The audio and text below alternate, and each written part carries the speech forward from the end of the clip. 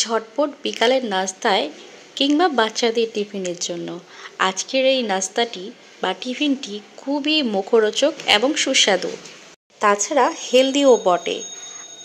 আর আমি খুবই সামান্য কিছু উপকরণে ঝটপট এই নাস্তাটা আজকে আপনাদের তৈরি করে দেখাচ্ছি। এখানে একটা প্যান নিয়ে নিয়েছি, প্যানে আমি 2 কাপ পানি দিয়েছি, আর সেই 2 কাপ পানির জন্য আমি একটু 2 চা চামচ মতো তেল দিয়েছি, আর স্বাদ মতো লবণ দিয়েছি, আর দিয়ে দিচ্ছি ময়দা দিয়েছি 2 কাপের মতো। 2 কাপ থেকে কিছুটা কম হবে, যেহেতু আমি পানির কাপগুলো ছোট ইউজ করেছি। তো পানিটা গরম হয়ে আসলে আমি চুলার জালটা বন্ধ করে তারপর কিন্তু ময়দা দিয়েছি। আপনারা ময়দার পরিবর্তে এটা আটা দিয়েও করতে পারবেন।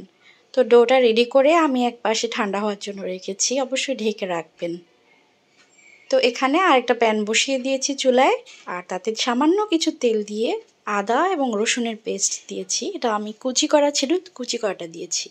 1 চা চামচ করে দিয়েছি।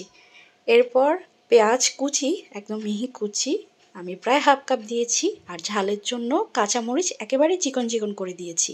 যেহেতু আমি টিফিনটা বাচ্চাদের জন্য তৈরি করছি, তাই ঝালটা আমি কাঁচামরিচটা খুবই মিহি কুচি দিয়েছি, আর কোনো ঝাল আমি এখানে দেব না। এরপর আমার বাসায় কিছু ফ্রোজেন ক্যাপসিকাম ছিল কুচি করা, এগুলো আমি দিয়ে দিয়েছি 2 টেবিল চামচ করে। সবুজ এবং হলুদটা ছিল। এরপর সিদ্ধ করে রাখা ম্যাশ করা আলু দিয়েছি, প্রায় 3টার মতো আলু মাঝারি সাইজের আমি ম্যাশ করে দিয়েছি। আর দিয়েছি গরম মশলার গুঁড়া আধা চা চামচ দিয়েছি, আর জিরার গুঁড়া দিয়েছি আধা চা চামচ, স্বাদ মতো লবণ দিয়েছি। এরপর আরেকটু তেল দিয়ে 2টা ডিম দিয়ে দিচ্ছি, আর সামান্য একটু লবণ দিচ্ছি ডিমের স্বাদ অনুযায়ী। আর আমার কাছে মনে হয়েছে যে পুরের মধ্যেও লবণ কম হয়েছে, আমি একটু চেক করেছি, তাই আরেকটু লবণ দিয়ে দিয়েছি। ডিমটা আমি খুব ভালো করে এই আলুর সাথে মিশিয়ে নেব। খুব ভালো করে মেশানো হয়ে গেছে, এখন আমি ধনেপাতা দিয়ে এটা নামিয়ে নেব। এটা একটু ঠান্ডা করে নিচ্ছি।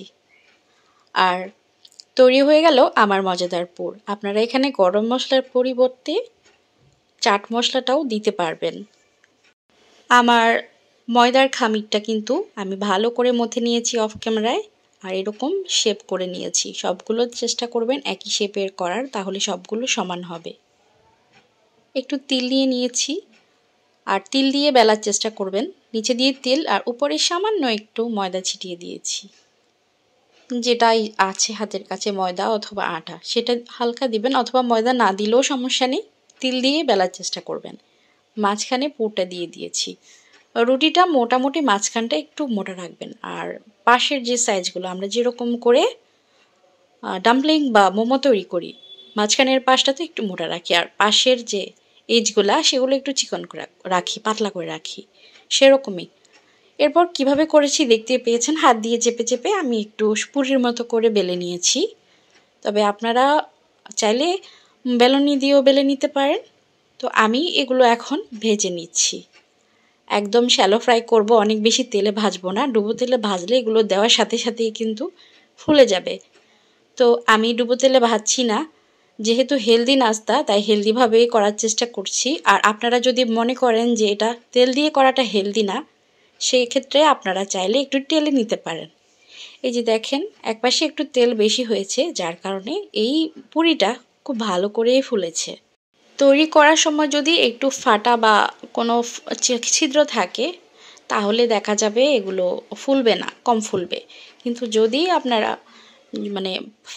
কোনো ফাটা দাগ যদি না থাকে, তাহলে দেখা যাবে এগুলো খুব ভালো করে ফুলে যাবে। চাইলে তেল ছাড়াও ভেজে নিতে পারেন। চুলার জালটা একেবারে কমিয়ে ঢেকে এরকম তাওয়ার মধ্যে দিয়ে উল্টিয়ে পাল্টিয়ে নামিয়ে নিতে পারেন। কুক হয়ে গেলে ওভাবেও করেও কিন্তু ফুলবে, আর খেতে ওভাবে করেও আরেক মজা লাগে। তো আপনারা চাইলে হেলদি ওয়েতেও করতে পারেন, অথবা আমার মতো এরকম অল্প তেলেও ভেজে নিতে পারেন। ঝটপট বিকালের নাস্তা কিংবা বাচ্চাদের ঝটপট টিফিনের জন্য অনেক উপযুক্ত একটা খাবার। আশা করছি আমার আজকের এই সহজ রেসিপিটি আপনাদের কাছে ভালো লেগেছে। আর এটা কিন্তু অনেক বেশি খাস্তা, আর ভেতরের যে আলুগুলো দিয়েছি সেগুলো অনেক মাংসের টেস্ট আসে অনেকটা। আমার ছেলে খেয়ে বলছিল, ভেতরে কি মাংস দিয়েছো? আমি বললাম হ্যাঁ দিয়েছি। ট্রাই করে ফিডব্যাক জানাতে অবশ্যই ভুলবেন না। ভিডিও ভালো লাগলে লাইক, কমেন্ট, শেয়ার এবং সাবস্ক্রাইব করে আমার পাশেই থাকবেন। এখানেই বিদায় নিচ্ছি। আল্লাহ হাফিজ। আসসালামু আলাইকুম।